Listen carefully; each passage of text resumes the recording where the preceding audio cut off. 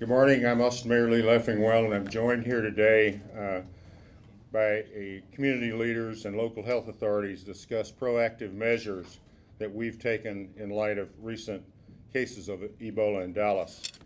As most of you know, Dallas officials have been dealing with these cases for a number of weeks, and in turn, there's been some concern about similar cases occurring in Austin. First and foremost, I want to ensure our residents that there have been no cases of Ebola in our community. And I'm told by our health professionals that the risk for such an occurrence is very low. But despite that low risk, our Health and Human Services Department, our public safety officials, and our local hospitals have been collaborating for weeks with state and federal agencies to ensure that we have the latest information on the threat from Ebola. In short, should something occur, I want our residents to know that Austin is well prepared to handle any potential threat to the community's health, including Ebola. And we'll now hear from health professionals to discuss in detail what specific measures are in place to ensure the safety of our residents. I'd like to introduce Dr. Philip Wong, who is the medical director with the Austin Travis County Health and Human Services Department. Dr. Wong. Thank you, Mayor Leffingwell. As the mayor mentioned, the risk of us getting infection in our community is very low, but we do take this very seriously, and we are doing everything we can to prepare.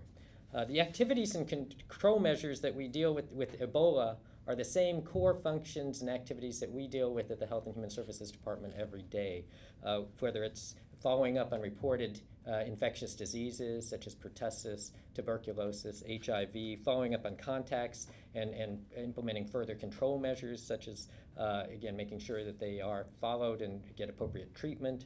Monitoring disease in our community, conducting surveillance. We monitor hospital emergency department admissions and other sorts of things to see if there's any spikes or trends or anything in the diseases that we see. So this is part of what we do every day. We've been working with local physicians, to local healthcare providers, alert them to any recent threats, and we've had many conference calls with our partners at the state and at the federal levels, the CDC, the Department of State Health Services, regarding the latest recommendations from CDC, the latest guidelines and information regarding screening, treatment recommendations, lab testing guidelines, those sorts of things. We've been working closely with our EMS partners and other first responders, the hospitals, sharing that information, again, learning the best practices. One of the other things that we do, and we've been doing with this, is educating the public regarding public health threats and what the situation is with Ebola.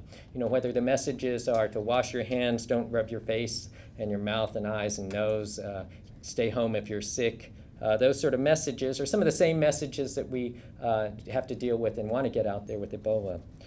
We have a website that we've put updated information regarding CDC recommendations, State Health Department recommendations, and our own questions and answers. We also have a 24/7 hotline that anyone can call with any questions for follow-up, and we've already, and that gets used quite frequently.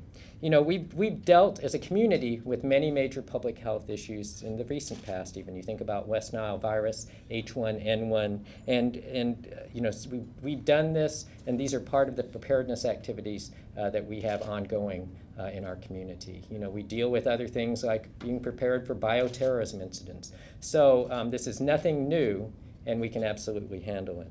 The other thing, again, I mentioned, we have been learning lessons from what's been seen in Dallas, and so specifically we've been following up some of the issues that have been identified, making sure that we have housing, making sure that there are environmental cleanup resources for us. We're looking at the quarantine procedures and making sure that if the need arose, that we know the processes and can expedite those things, again, should the need arise. We've also been looking at some of the other issues that have come up. We had a conference call with our funeral directors in the community last week, just to see what are their issues, what would be any things that we would need to work out should that situation arise. But again, bottom line, again, the risk is very low of us having infection in our community, but we are doing everything that we can to be prepared. As long as there's a continuing outbreak in West Africa, we can't bring the risk to zero.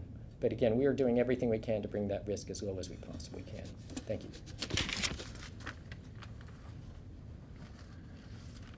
I'd like to introduce Dr. Paul Hinchy with the Office of the Medical Director. Good morning, everyone. My name is Paul Hinchy. I'm the Medical Director for the Austin Travis County EMS system. So that's our fire and EMS resources that respond to our community. One of the things we want to talk about is give an update. We've been talking with our folks about Ebola since early April when this first came onto the scene, and we knew there was possibility for transmission. We want to make sure all our providers were aware of what's been going on. We have sequentially added elements to our response capability and preparedness as we have learned more, and with the new exposure in Dallas at the beginning of last month. So just to update you on some of the things that are now in place, we have implemented, effective Tuesday morning, we have implemented what's a call screening process. That call screening process will take 911 callers and ask them information about their symptoms, and if there are symptoms that are concerning for potential Ebola, we will ask a series of questions about travel, and if those are positive, we'll alert the crews so they're prepared when they walk into the scene. They're prepared in their protective equipment. We want to have as many redundancies as possible for detection, so we also have produced a checklist for our providers that will do a point of care testing. So in other words, when we interview providers at that point of care, they'll go through a checklist on symptoms and also travel. Dr. Wong mentioned we're learning from the experiences of other systems and the exposures in Dallas. One of the things we're doing is we are very concerned about making sure our providers are aware of how to properly use their protective equipment. One of the concerns is out of Dallas was that perhaps some of the equipment wasn't used appropriately. Our equipment is only as good as the way we use it. So we are taking extra steps to educate our providers. We've created videos and we've created a buddy system so that our providers can safely don or put on and doff or take off their equipment without being exposed. We've also added additional elements to respond with our providers to help them in getting in and out of their gear to make sure that they stay safe. We have a series of additional measures we can add as needed based on what new information comes out of the CDC. Mayor. Thank you, Doctor. We'll hear from David Thompson with St. David's Healthcare. Thank you, Mayor. My name is Dave Thompson. I'm the Vice President of Quality for St. David's Healthcare. Let me just update you on what we've been doing to prepare. Since a few weeks ago, we learned about the events in Dallas. We're basically approaching this in three specific areas. One is detection, the second is protection, and the last is response. As far as detection is concerned, we've implemented, as Dr. Hinchy mentioned, additional screening questions. We've expanded our normal screening questions for out-of-country travel from 2 to 3 weeks. That's been implemented in all our hospitals as well as emergency centers, urgent care centers, and registration points for the health system. We've also included with that some communication to our physician practices, and as far as protection is concerned, we as well have gone through and evaluated all of our protective gear, our PPE. We've actually reviewed that and gone to, in coordination with our infectious disease practitioners, a recommendation of no skin showing. I think that's consistent with what you're hearing across the country now. And so Tyvek suits with Tyvek tape applied to the zipper. And as Dr. Hinchy mentioned, also the implementation of a buddy, a monitor, to make sure that as that protective equipment is both placed on and taken off, that there's no risk of exposure to the individual caregiver. The other thing that we've done is we've asked for volunteers at each of our hospitals. This is a volunteer team of nurses and doctors, ancillary folks who have stepped forward and said, yes, I want to be trained. I want to be confident to be able to take care of the people that come to our hospitals for care. And so we've intensified our training with those individuals, and we're still in the process of making sure that they're absolutely confident and capable of their ability to provide that care. The last thing is the response, and with that, we're coordinating, as has been already mentioned, with the local agencies, with public health, with national CDC recommendations. We're keeping very close eyes on the new lessons that are being learned every day, it seems like. And so we're adapting, we're learning together as a country about how to minimize and eliminate the risk of this infectious disease. So, Mayor?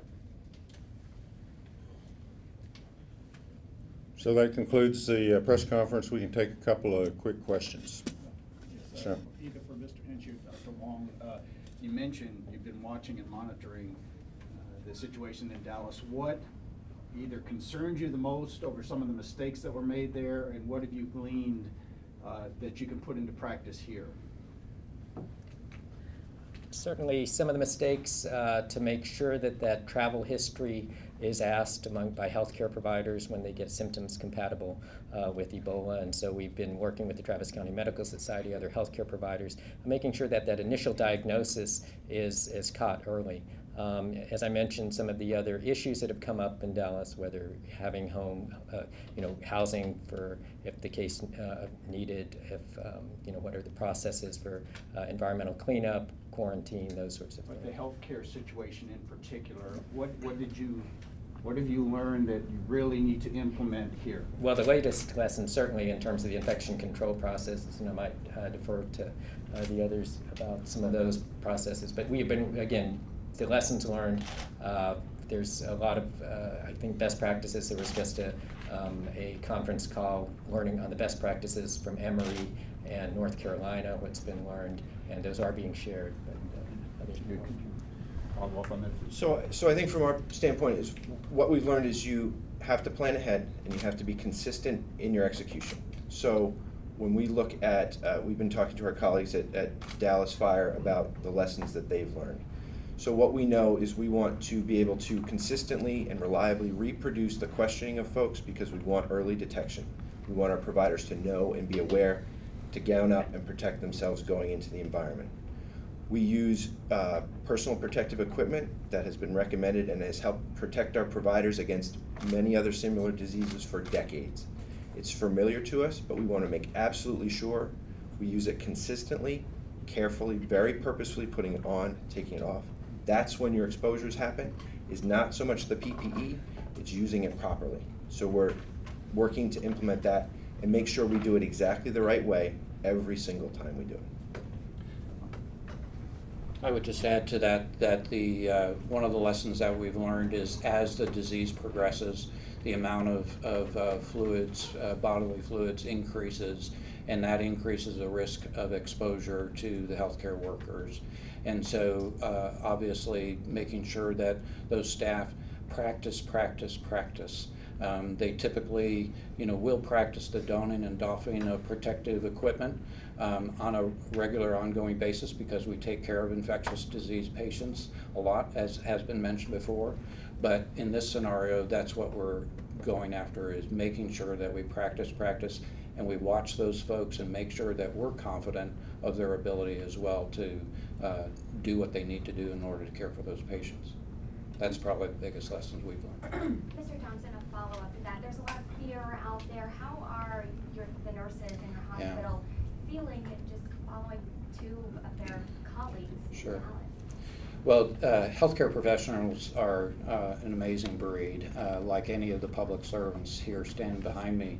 And I think that those nurses just need a lot of information and a lot of communication. We want to listen to them. We've established hotlines for our staff. Our senior leaders are out there talking to them. Our CEOs are going down to the emergency rooms, watching this practice that I mentioned. And I think that gives them some sense of calm. But I think as they get more comfortable with their ability and they have someone else watching them and saying, yeah, I didn't catch anything, that's the important piece. But it's going to take some time. I think this is still going to mushroom a little bit, and as we're learning from Dallas. So, how difficult is it to contract Ebola when we talk about it has to be direct contact with bodily fluids? How much contact for the average person, I know it's particularly important, you know, for nurses and healthcare providers to be prepared, but for us as average people, what are we looking at? You know, Ebola is not easily contracted. Like, it's not as, like measles or other influenza are much more easily spread that are airborne. This, we know that it takes that direct contact with blood or body fluids. So again, it's not as easily transmissible as those other situations. The other thing is that it's not transmissible until the period when they are symptomatic. So that, you know, it makes it somewhat easier to control because of some of those features. How many isolation rooms do we have in Austin, and is that what determines when a patient would be flown out to another hospital outside of the state? In the St. David's healthcare system, we have 82 negative pressure rooms, are referred to as. Obviously, we use those for other types of patients as well. But as we become aware of an Ebola case, a confirmed Ebola case, because we realize that when a patient shows up in the emergency room with fever, vomiting, diarrhea, that may or may not be Ebola, but we will be treating that. As Dr. Hinchy mentioned, the key question is, have you traveled to West Africa? There's 3 countries, and we're alerted to the answers to those screening questions every day. And so we're paying a lot of attention, but that's the differentiator that our emergency room physicians who are going through the exact same training as I've mentioned before. But to answer your question, we have 82 in our system. Can't speak to the Seton healthcare system, but I think they have an equivalent number as well. All right, okay. Those are all the questions, but in response to Jim's earlier question, this is an effort to try to get good, solid information from healthcare professionals to the people, as opposed to just rumors that fly around out there and from various sources. But thank you all very much for coming.